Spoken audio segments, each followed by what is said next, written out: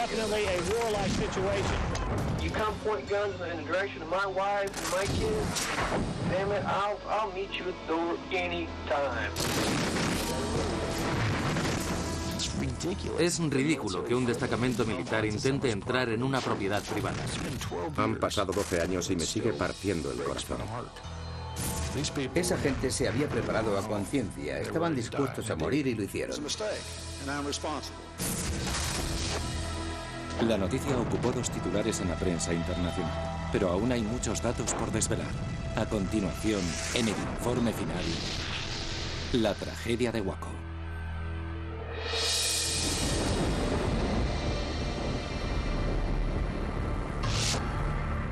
...28 de febrero 1993... Son aproximadamente las 9:30 de la mañana. 2 camiones para el transporte de ganado avanzan por una carretera de Texas. Ocultos en los remolques viajan 76 agentes de la Oficina para el Control de Alcohol, Tabaco y Armas de Fuego, o ATF. 20 kilómetros al este de la ciudad de Waco, los camiones salen de la carretera para entrar en Monte Carmelo. Este rancho de 28 hectáreas está habitado por los miembros de una secta religiosa llamada la Rama Davidiana. ¿Quiénes son los davidianos? En el complejo de edificios se incluyen una capilla y las viviendas de más de un centenar de sectarios. Una investigación del ATF ha descubierto que entre sus muros, los davidianos han acumulado un arsenal de armas ilegales.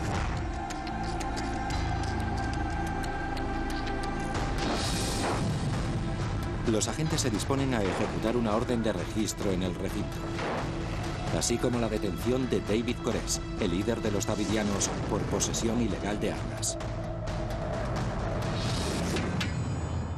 ¿Quién es David Koresh?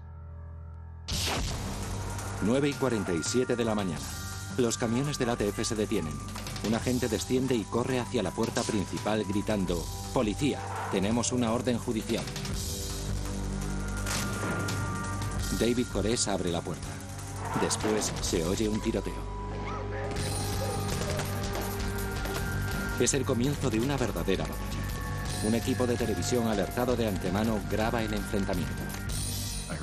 Oí los AK-47, armas del calibre 50 y lo que me pareció una ametralladora M60. Nosotros no llevábamos armas automáticas, entonces comprendí que teníamos un grave problema. ¿Por qué tenían los davidianos tantas armas? Los agentes de la ATF solo llevaban pistolas y armas semiautomáticas. Estaban decididos a confiscar el arsenal de los davidianos. Sabían que las armas estaban almacenadas en el segundo piso, junto al dormitorio de Koresh. El agente especial Bill Buford y su equipo se abrieron camino hasta allí. Nos disparaban a través de las paredes. La mayoría de las balas venían de la habitación de Koresh, que estaba junto al lado del lugar donde estaban las armas. Las balas atravesaban también el entarimado, alcanzando a los agentes en su retirada. Buford recibió 4 impactos. A las 9:48, un minuto después de que se iniciara el tiroteo, Wayne Martin, un miembro de la secta, llama al 911. Hello? Yeah, this is Lieutenant Lynch. May I help you? Yeah, there's 75 men around our building and they're shooting at us in Mount Carmel. El teniente Larry Lynch, sheriff del condado de McLennan, está de servicio. Mount Carmel? Yeah, tell them there are children and women in here and to call it off. All right, hello? I hear gunfire. Oh, call it off. El teniente Lynch llama a la ATF para informarles de que está en contacto con los davidianos. Nuestra única preocupación era detener el tiroteo.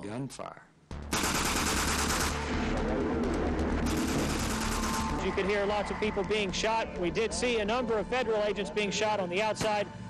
Definitely a warlike situation. ¿Por qué los davidianos se resisten con tanta violencia?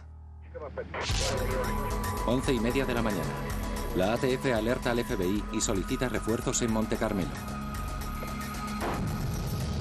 Mientras, los agentes del ATF negocian telefónicamente con Koresh y Steve Snyder, su hombre de confianza.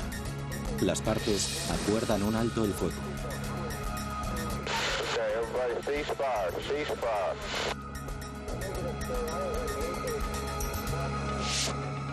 12 y 12 minutos. Casi 2 horas después de que todo empezara, el tiroteo se detiene. Es el enfrentamiento armado más prolongado en la historia de las fuerzas del orden en Estados Unidos. Conmocionados, los agentes se disponen a socorrer a sus camaradas heridos. Descubren que 4 de ellos han muerto. 20 más sufren heridas de bala o de metralla. We know that Koresh is injured, or so he has told reporters by telephone. Also, we believe that there are 2 of his followers who are dead inside the compound, and then also several others injured. 4 davidianos han muerto en el enfrentamiento. 6 están heridos. ¿Por qué la ATF no previó el enfrentamiento con los davidianos?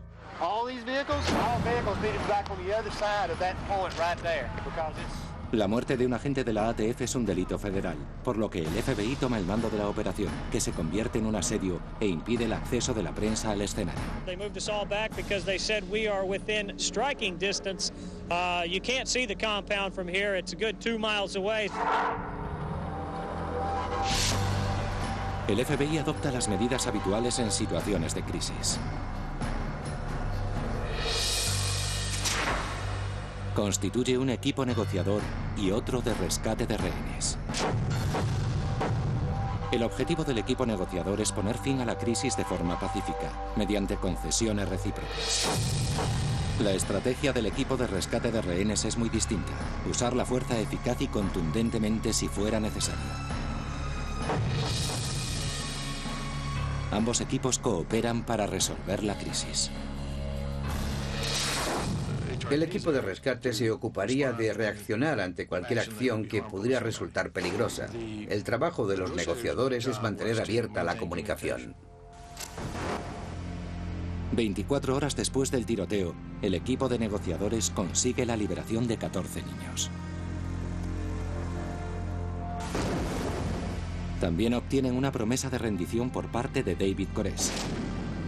Si el FBI organiza la emisión radiofónica de un sermón de Koresh a nivel nacional, él y sus seguidores, más de 100, saldrán del complejo.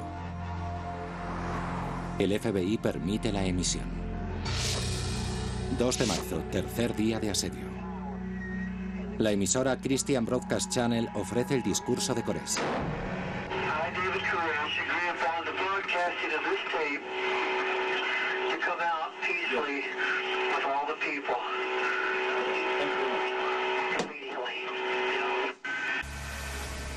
Y continúa con un confuso sermón.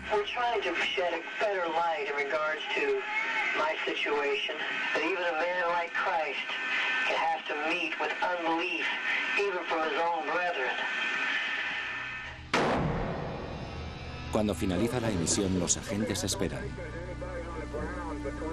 Pero el día llega a su fin y no hay ninguna reacción, ningún cambio. 3 de marzo, 10:03 de la mañana. Steve Snyder, mano derecha de Koresh, comunica a los negociadores que no saldrá nadie del complejo. Descubrimos, absolutamente decepcionados, que los niños habían cogido sus mochilas dispuestos a salir, pero al final David Koresh les comunicó: Dios me ha dicho que no salgamos. ¿Cómo logra mantener Koresh semejante control sobre sus seguidores? Había comenzado una lucha de poder. We're prepared to do whatever it takes, stay here as long as it takes to settle this matter without any further bloodshed. Mientras los davidianos se atrincheran fuertemente armados, los negociadores del FBI esperan. Pero los miembros del equipo de rescate han sido entrenados para el asalto y están listos para entrar en acción.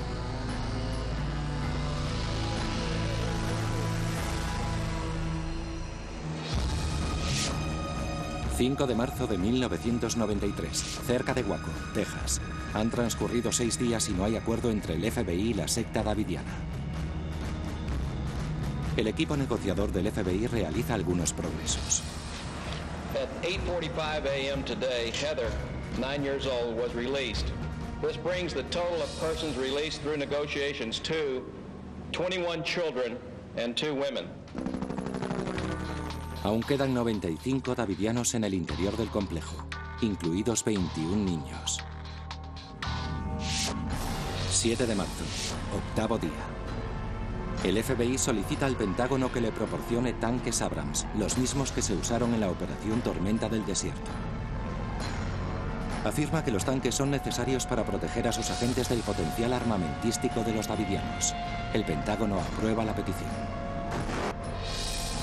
El equipo de rescate de rehenes convence a Jeff Yamar, el oficial al mando de la operación, para que adopte medidas contundentes.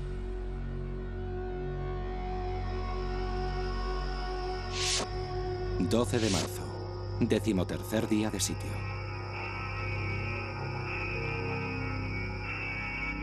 El FBI inicia una guerra psicológica. Asedian al complejo con ruido y música ensordecedores. Cortan la electricidad y dirigen focos de luz cegadora hacia las ventanas. ¿Podrá el FBI lograr un final pacífico para la situación? Durante los siguientes 9 días, Coré solo permite que 9 adultos abandonen el complejo. 23 de marzo, día 24 del cerco. Ya han salido 35 personas. En el interior quedan 62 adultos y 21 niños. Durante 2 semanas más, los negociadores del FBI mantienen la comunicación con Koresh y Steve Snyder, su mano derecha. A pesar de ello, no saldrá nadie más de Monte Carmelo. ¿La agresiva estrategia del equipo de rescate entorpece los avances del equipo negociador? 10 de abril, día 42. Ningún davidiano ha salido en 18 días.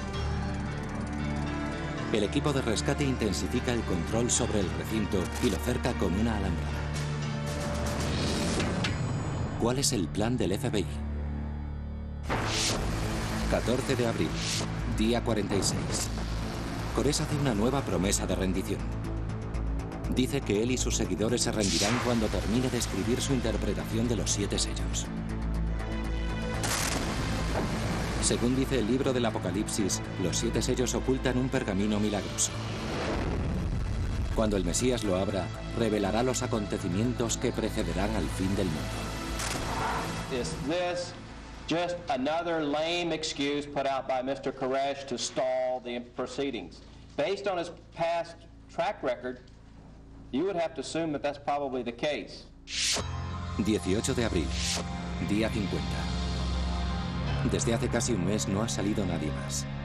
Los esfuerzos para convencer o evacuar forzosamente a los davidianos han sido inútiles. It is day 51 of the continuing standoff at Mount Carmel, the hardest line yet evidently being taken by FBI authorities this morning. Día 51, 6 de la mañana. El FBI recurre al gas lacrimógeno. Era una forma de decirles, tenemos una orden judicial. Este es un país civilizado. Es hora de que salgáis y llevéis vuestras quejas ante un tribunal.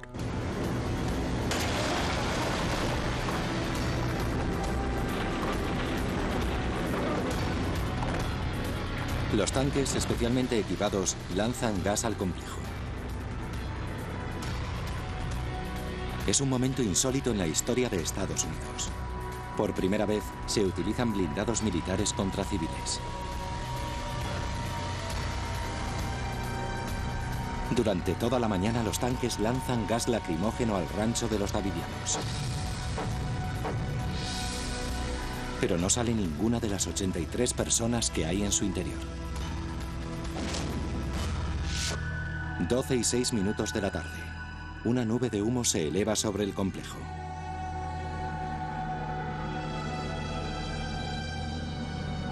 Y entonces... You can see it, the smoke just billowing out. I'm looking at if we can see any flames. Oh yeah, there they are coming out the window. this should be a definite determining factor. You should see some people come out of this building fairly soon. 12 y 13 minutos. Los vientos que azotan la planicie tejana a 40 kilómetros por hora avivan el fuego. Las llamas salen de las ventanas y rodean los edificios. This is definitely, I'm certain, not what the FBI had intended. This is not what they wanted. Now it is up to David Koresh. If he is indeed who he says he is, he will not let his people sit in there and burn to death. 12 y 17 minutos. Las llamas se elevan cada vez más. 4 davidianos abandonan el complejo. En los siguientes 15 minutos, muy pocos más escaparán de aquel infierno. Un agente del FBI ayuda al último davidiano en salir. Una mujer con graves quemaduras. Solo 9 seguidores de Koresh sobreviven al incendio. 74 personas mueren en el interior, incluidos 21 niños. Mientras las llamas arruinan el complejo, surge una pregunta que permanecerá sin respuesta durante años. ¿Quién provocó el incendio? El humo se disipa. La opinión pública exige una respuesta. ¿Cómo un enfrentamiento entre agentes del orden y un grupo religioso pudo terminar con semejante derramamiento de sangre? Pero dicha respuesta no era tan fácil de obtener. 22 de abril de 1993. Han pasado 3 días después del trágico incendio en el rancho de la rama davidiana cercano a Waco, Texas. Entre los rescoldos yacen los restos de 80 davidianos, incluidos los 6 fallecidos en el tiroteo inicial. Sumados a los 4 agentes de la ATF caídos, la cifra de víctimas es aterradora. Las preguntas acerca de lo ocurrido son cada vez más numerosas, pero las respuestas tardan en llegar. ¿Qué es la rama davidiana? Una secta con creencias apocalípticas y antecedentes violentos. La interpretación que la rama davidiana hace de la Biblia se centra fundamentalmente en el libro del Apocalipsis y en el misterio de los 7 sellos. Estos son descritos como una serie de sellos de cera empleados en un pergamino sagrado. Según la Biblia, solo Jesucristo, el Mesías, puede abrir los sellos. Cuando se abran, revelarán los misterios que profetizan el fin del mundo. El primer sello, por ejemplo, describe a los 4 jinetes del Apocalipsis. David Koresh cree que también él puede desvelar esos misterios bíblicos. Y eso nos lleva a la pregunta, ¿quién es David Koresh? Un hombre de oscuro pasado que se considera el segundo Mesías. Su verdadero nombre es Vernon Howell. 1981. A los 21 años, Howell, carpintero, se une a la rama davidiana en Waco. Poco después se iniciará en el estudio de la Biblia. 1985. Howell viaja a Israel. A su regreso, declara que una hueste de ángeles le ha revelado el verdadero significado de los 7 sellos. Es entonces cuando afirma haber recibido el Espíritu de Cristo y ser su encarnación en el mundo actual. Por lo tanto, él podía abrir los 7 sellos. 1987. Vernon Howell se enfrenta con otro davidiano por el control de la secta. La rivalidad acaba en tiroteo. 8 davidianos son juzgados por intento de asesinato. 7 son exonerados. En el caso de Howell, el jurado divide su opinión y el juez decide absolverlo. When Christ brings his book, that book contains what? A revelation of who? And comes again, what's he going to bring? Howell toma entonces el control de la rama davidiana. 1990. Vernon Howell pasa a llamarse David Koresh. Elige el nombre de David en recuerdo al rey David. Corés es el nombre hebreo de Ciro, el rey persa que conquistó Babilonia en el siglo VI a.C.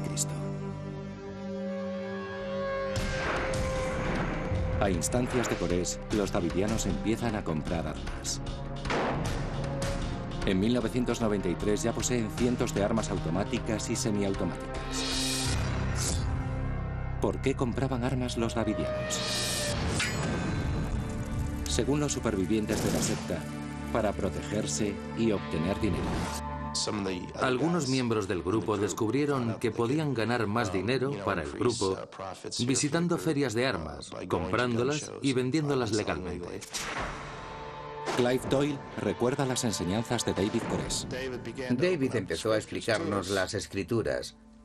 Nos enseñó que el pueblo de Dios en los últimos días sufriría una gran persecución y que no era malo defendernos. Nos enseñó que Cristo le dijo a sus discípulos que compraran armas. ¿Cómo mantenía Corés un control semejante sobre sus seguidores? Ellos le consideraban el Mesías. El libro del Apocalipsis profetiza que el Mesías derrotará a Babilonia en la batalla del fin del mundo. David Corés convenció a sus seguidores de que él era el Mesías. Les enseñó que tenían que defenderse de la Babilonia de los tiempos modernos, los Estados Unidos de América.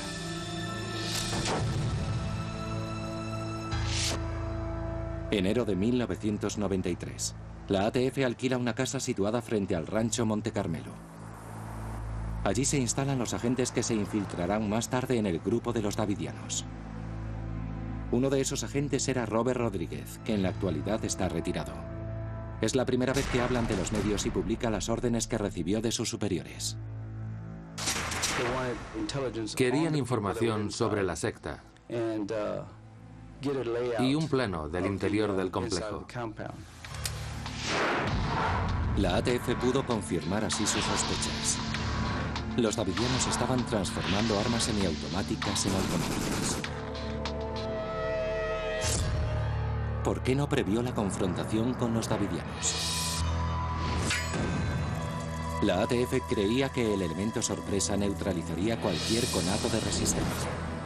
A finales de enero, el departamento concluye el plan que denomina irrupción dinámica.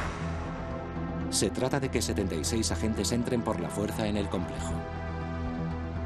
Antes de enviar a un par de agentes para que llamen a la puerta y se enfrenten a 120 personas armadas hasta los dientes, prefieres contar con fuerzas suficientes para defenderte. Según los informes de la ATF, los varones adultos de la secta solían trabajar en el exterior, en la parte de atrás del complejo, lejos de las mujeres, los niños y las armas.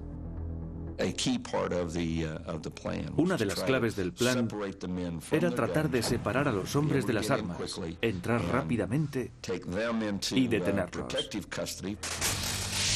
Febrero de 1993. Los agentes averiguan que un periódico local, The Waco Tribune Herald, va a publicar una serie de artículos sobre Corés titulada El Mesías Pecador. Los artículos hablan de acusaciones por abusos a menores y proselitismo, e incluyen testimonios según los cuales Corés tendría varias esposas adolescentes. El primer artículo aparece un día antes de la fecha elegida para la redada. A la ATF le preocupa que el artículo provoque a Corés. La mañana de la redada, altos mandos de la ATF ordenan a Robert Rodríguez que vuelva al rancho de los davidianos a evaluar el estado de ánimo de Corés. 8:30 de la mañana. Un cámara de una cadena local es informado de la inminente redada por un ayudante del sheriff. Camino de Monte Carmelo, el cámara pregunta la dirección a un cartero y le hace saber lo que va a ocurrir. El cartero resulta ser cuñado de David Corés. 8:40 de la mañana. En Monte Carmelo, Rodríguez está hablando con Corés cuando un davidiano les interrumpe. Cuando volvió, unos minutos después, era otra persona. Me miró fijamente a los ojos y me dijo, ya vienen, Robert. Ya vienen. 9:05 de la mañana. Rodríguez sale de Monte Carmelo para alertar a sus superiores de que los davidianos conocen sus planes. Les dije que sabían que íbamos a actuar y que hacerlo no era una buena idea, pero aún así siguieron adelante. 9:45 de la mañana. Los agentes de la ATF presienten el peligro cuando llegan al rancho. Cuando tomamos el camino que conduce al complejo, los conductores nos dijeron que no había nadie a la vista, y aquello nos preocupó mucho. David Thibodeau estaba en la cafetería del complejo cuando llegaron los camiones. Empecé a oír disparos. Al principio sonaban en la entrada, pero poco después empezaron a oírse por todas partes.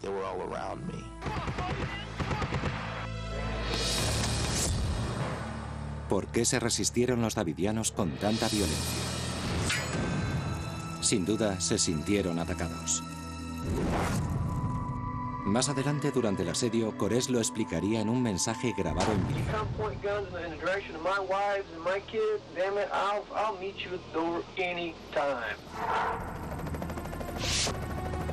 12:12 minutos. Tras 2 horas y media de enfrentamiento, se negocia un alto el fuego. El tiroteo se detiene.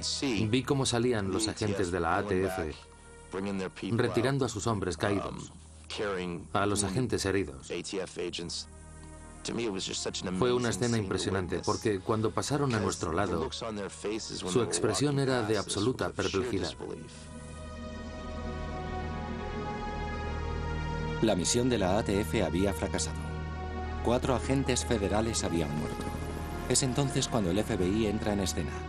Su plan inicial es persuadir a los seguidores de Koresh para que salgan.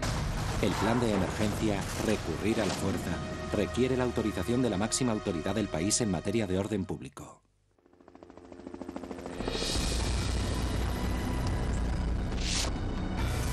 ...1 de marzo de 1993. Un día después del tiroteo de Waco, el balance es de 4 agentes muertos y al menos otros 20 heridos. En el interior del complejo han muerto 4 davidianos, otros 6 están heridos, pero rechazan la ayuda médica que les ofrece el FBI.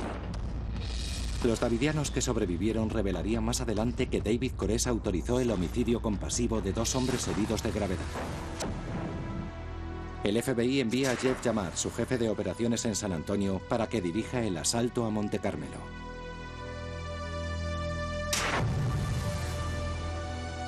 Nunca ha afrontado una acción similar. Pero el protocolo del FBI ordena enviar al jefe de operaciones más próximo al lugar de los hechos. Yamar dirige a 2 equipos con estrategias diferentes. El equipo de rescate de rehenes está entrenado para la intervención rápida y el rescate. El equipo de negociación recurre al diálogo para poner fin a la crisis. ¿Conoce el FBI lo suficiente a los davidianos para conseguir un final pacífico? En un principio no, pero los negociadores intentaron aprender rápidamente todo lo posible sobre ellos. Gary Nessner estaba al mando de los negociadores cuando comenzó el asedio. Fuimos francos y honestos con Koresh. Le dijimos, no comprendemos de todo lo que quieres, pero queremos saber más. Nos interesa y te escuchamos. Los primeros esfuerzos de los negociadores logran la liberación de varios niños. Después las conversaciones se estancan. El equipo de rescate de rehenes presiona a Yamar para entrar en acción. Este se niega. Los negociadores redoblan sus esfuerzos, pero sin resultado. El 7 de marzo, David dijo enérgicamente: no lo comprendéis. El resto de los niños son mis hijos y no saldrán. 8 de marzo, 9º día. Koresh envía este vídeo en que aparecen los hijos que ha tenido con sus esposas. Él cree que sus hijos se convertirán en los santos ancianos que, según dice la Biblia, rodean el trono de Dios. 12 de marzo, día 13 del asedio. Yamar, el jefe de la operación del FBI, da su autorización al equipo de rescate para que inicie una guerra psicológica. Proyectan potentes focos hacia las ventanas del complejo y emiten ruido y música ensordecedores durante toda la noche, con la esperanza de intimidar a los davidianos. ¿La agresiva táctica del equipo de rescate perjudicó al equipo negociador? Evidentemente así fue, ya que inspiró la desconfianza de los davidianos. 18 de marzo, día 19. Steve Snyder afirma que 30 personas estaban dispuestas a salir, pero que debido a las agresivas tácticas del equipo de rescate han decidido no hacerlo. Snyder lo explica en esta conversación con los negociadores. Just the total change of a mood, the attitude here. I actually thought there might have been that many that were going to come out seriously. Habíamos conseguido que saliera un número considerable de personas. Yo sentía que estábamos en el buen camino, pero las conversaciones entre el FBI y los davidianos empeoraron y ellos dejaron de salir.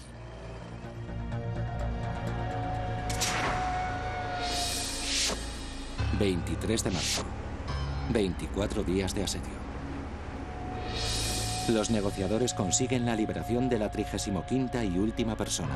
62 adultos y 21 niños permanecen en el interior. 29 de marzo... ...30 días. El FBI se enfrenta a un punto muerto. Jamar, el oficial al mando, permite a Koresh reunirse en el interior del complejo con su abogado, Dick Degerin. Comprendieron que teníamos intereses comunes. Mi interés residía en llevar a mi cliente vivo ante el tribunal. Y el suyo, básicamente, conseguir que las personas que había en el interior se rindieran sin más derramamiento de sangre. Degerin se reunió varias veces con Koresh. Este propone un nuevo acuerdo.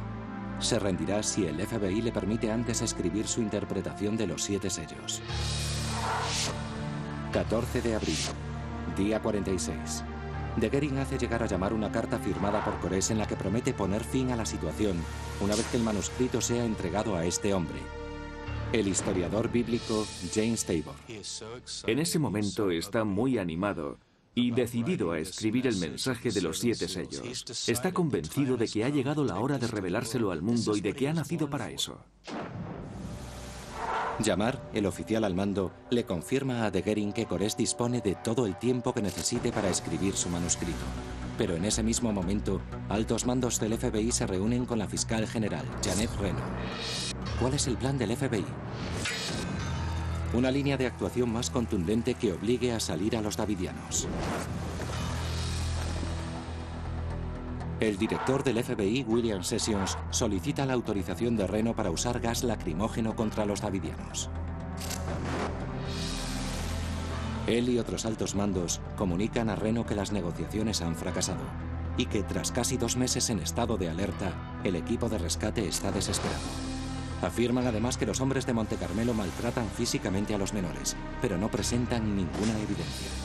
Reno no aprueba el uso de gas lacrimógeno.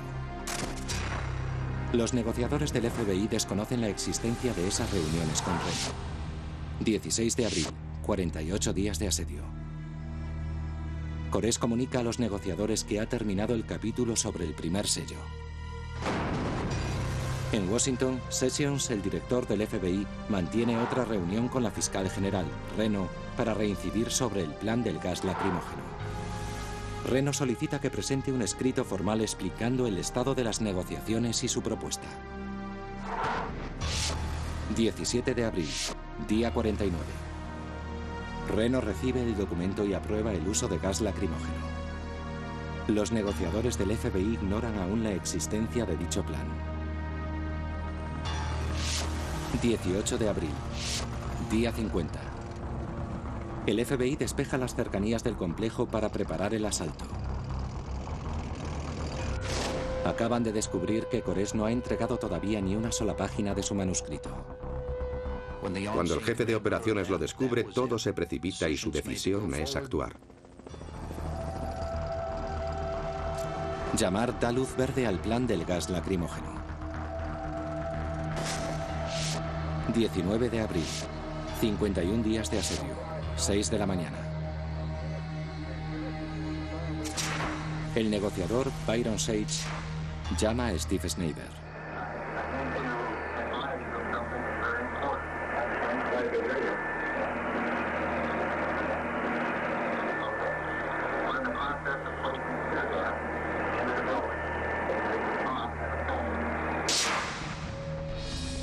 Snyder cuelga el teléfono y recorre el edificio ordenando a los davidianos que se pongan las mascarillas. Los tanques comienzan a lanzar el gas. Vientos de hasta 40 kilómetros hacen salir el gas a través de los mismos agujeros abiertos por los tanques. 12:06 de la tarde. El plan no ha salido como se esperaba. El fuego se extiende velozmente por las estructuras de madera. En menos de 30 minutos, las llamas reducen el hogar de los davidianos a un montón de cenizas. Koresh y sus seguidores, entre los que hay 21 niños, mueren entre las llamas. El país exige una respuesta a esta pregunta. ¿Quién provocó el incendio? Todo parece señalar a los propios davidianos.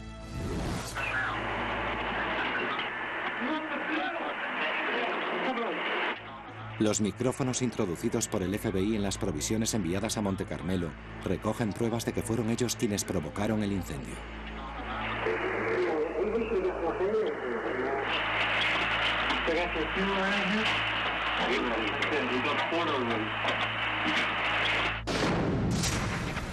Marie Hagen era miembro del Departamento de Justicia. Era evidente. En la grabación alguien cuenta lo que están haciendo en ese momento. En una de las cintas, un davidiano parece transmitir las órdenes de Koresh.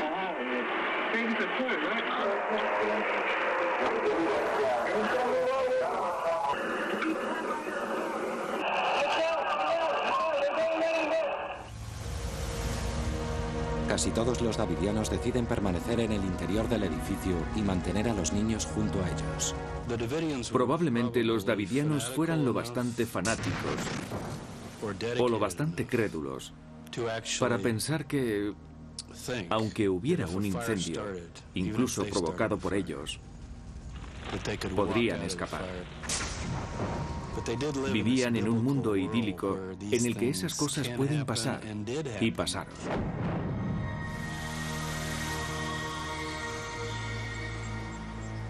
Pocos días después del incendio, los forenses recuperaron el cadáver de David Koresh, descubriendo más evidencia sobre los actos suicidas de la secta. El cuerpo calcinado de Koresh es encontrado junto al de su hombre de confianza, Steve Snyder. Entre sus restos se halla un fusil ametrallador, un AK-47. El doctor Nizam Perwani es el forense que dirigió la investigación. David Koresh no murió por recibir el impacto de un proyectil disparado a gran velocidad sobre su frente. Murió por recibir el impacto de un proyectil disparado a gran velocidad y a quemarropa sobre su frente. Al parecer, Snyder disparó a Koresh y luego se suicidó. 18 davidianos más murieron a causa de disparos, algunos autoinfligidos y todos a quemarropa. Otras 54 personas murieron en el edificio por diversas causas, desde inhalación de humo a traumas craneales severos. A pesar de todo, es evidente que los davidianos no fueron los únicos culpables de las muertes de Waco. La ATF, el FBI y el Departamento de Justicia contribuyeron a tan trágico final. De hecho, el expresidente Bill Clinton considera Waco como uno de los grandes fracasos de su mandato.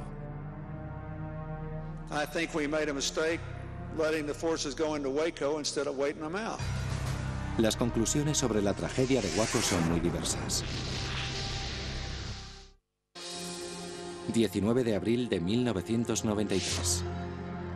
El enfrentamiento entre las fuerzas del orden y la rama davidiana de Waco, Texas, provoca terribles consecuencias. Antes incluso de que el humo se hubiera disipado, los ciudadanos exigían una respuesta. ¿Quién es el responsable de esta tragedia? I made the decision. I'm accountable. The buck stops with me. En una conferencia de prensa retransmitida en todo el país, la fiscal general de Estados Unidos, Janet Reno, asume toda la responsabilidad. Fue ella quien aprobó el uso de gas lacrimógeno contra civiles fuertemente armados en una propiedad privada.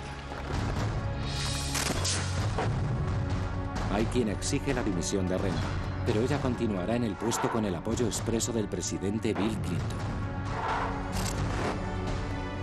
La ATF cesó a los 2 mandos que organizaron la primera redada y los contrató 2 meses después. El FBI no sancionó a nadie.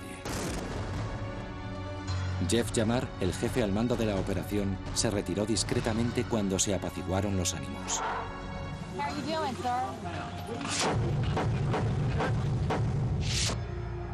Enero de 1994.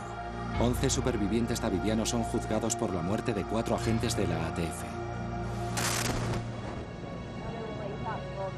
El jurado los exonera de la acusación más grave. Pero 8 de ellos son condenados por posesión ilegal de armas.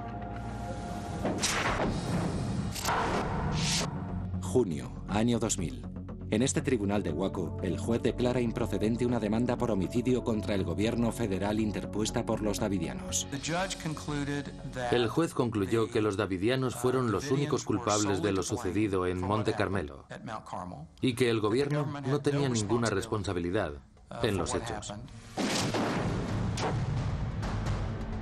La conclusión del juez coincide con las de las investigaciones abiertas por el Congreso, el gobierno y un comité especial.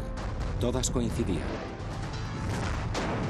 La culpa había sido de los davidianos. Aunque las fuerzas del orden cometieron errores, no fueron responsables del resultado final. Pero la cuestión merece un análisis más profundo. Resulta aconsejable estudiar las acciones de todos los implicados en la tragedia.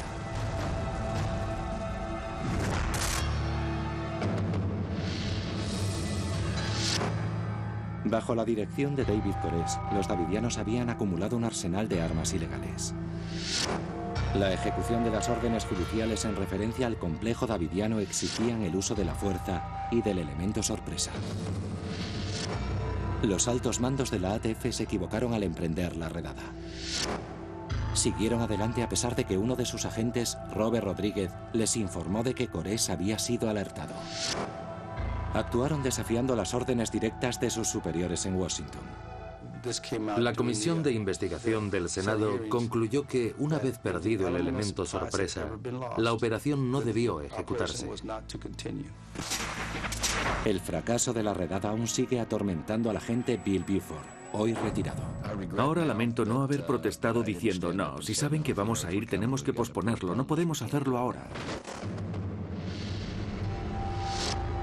Cuando el FBI se puso al frente de la situación, no sabía prácticamente nada acerca de los davidianos, y eso provocó la tragedia, pues se desconocían sus creencias apocalípticas.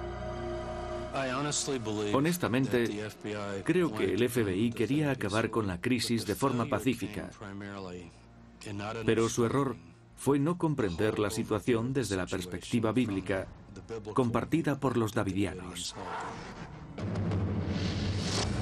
El FBI fortaleció los ideales davidianos con su estrategia dual, de negociación por un lado y de agresión por otro. Creo que nos perjudicamos mutuamente, porque las declaraciones de los negociadores y las acciones del grupo táctico no fueron coordinadas adecuadamente. Como negociadores, no solo intentamos controlar constantemente a David Koresh y la situación en general, sino también lo que llamamos crisis dentro de la crisis. Intentamos negociar con nuestro superior, con los responsables de la toma de decisiones, para no perder el control y no excedernos en nuestra respuesta. Igualmente, la guerra psicológica planteada por el equipo de rescate resultó contraproducente. Las tácticas psicológicas fueron probablemente lo más vergonzante que el FBI hizo durante la crisis. Y hoy puedo decir públicamente que el equipo de negociación estuvo siempre en contra de ellas, aunque fracasamos al intentar impedirlas. Cuando esas tácticas fracasaron, los altos mandos del FBI, incluido su director William Sessions, se valieron de unos informes no contrastados en los que se acusaba a los davidianos de abusos a menores para presionar a la fiscal general Janet Reno y que ésta autorizara el uso de gas lacrimógeno. Fue entonces cuando Reno discutió el plan con el presidente Bill Clinton.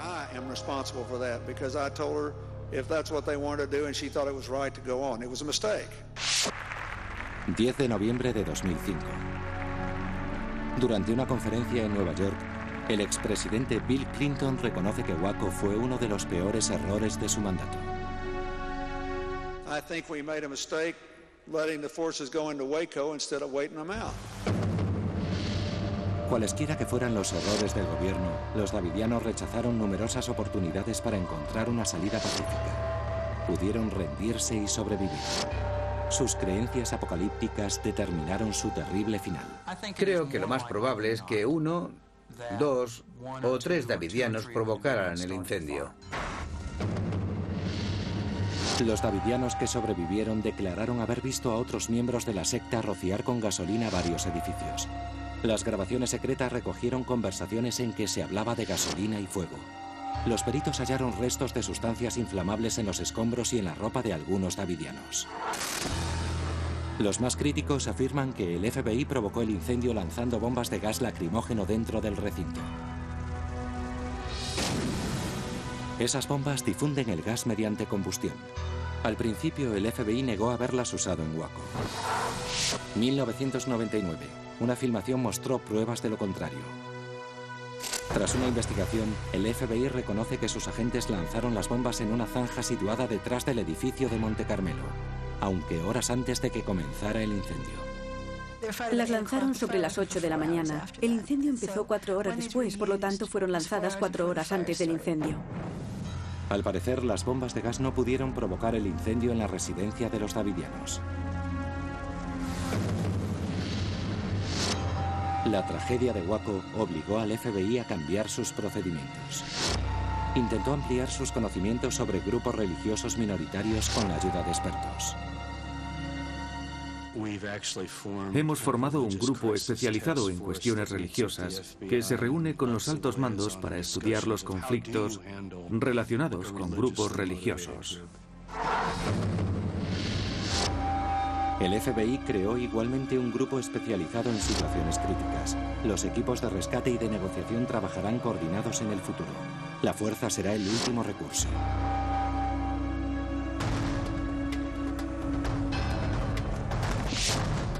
...1996, Montana. 3 años después de la tragedia de Waco, el grupo especializado en situaciones críticas se enfrenta a su primera prueba seria, el levantamiento de un grupo antigubernamental. El FBI logra una solución pacífica después de 81 días. No hay ninguna muerte. Pero el celo mesiánico de David Koresh y la devoción obsesiva de sus seguidores no dieron opción a ningún acuerdo. Al mundo de los davidianos le esperaba el terrible final descrito en el libro del Apocalipsis. Sin duda, esa mentalidad convertía a David Koresh en un negociador poco fiable.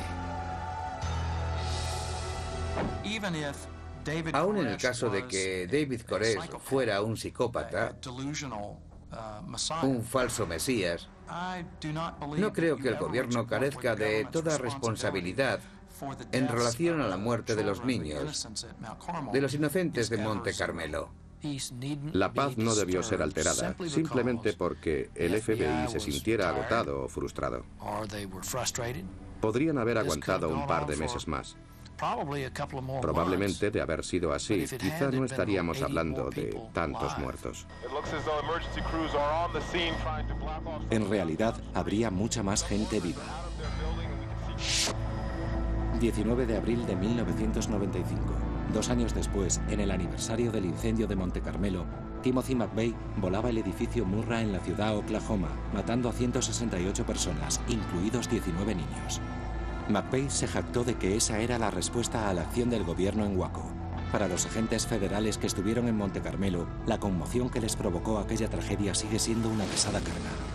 Hizo el FBI todo lo que pudo. En algunos aspectos nos sentimos orgullosos de nuestras acciones, pero cometimos algunos errores. Se tomaron decisiones erróneas. No logramos que salieran con vida. Así que fracasamos. Aún me siento responsable por muchas razones de la muerte de nuestros 4 agentes y, en definitiva, de las consecuencias del incendio en el que murieron tantos niños. Es algo en lo que pienso cada día. Nuestra prioridad número 1 es la vida humana. El hecho de que murieran fue un gran fracaso.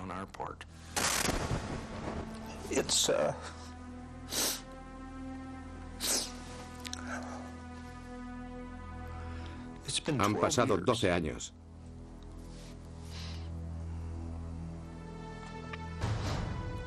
Y me sigue partiendo el corazón. Las vidas perdidas en Waco son un recordatorio constante de que, incluso en circunstancias extremas, el uso de la fuerza no es recomendable. Y nunca debe ser guiado por la impaciencia.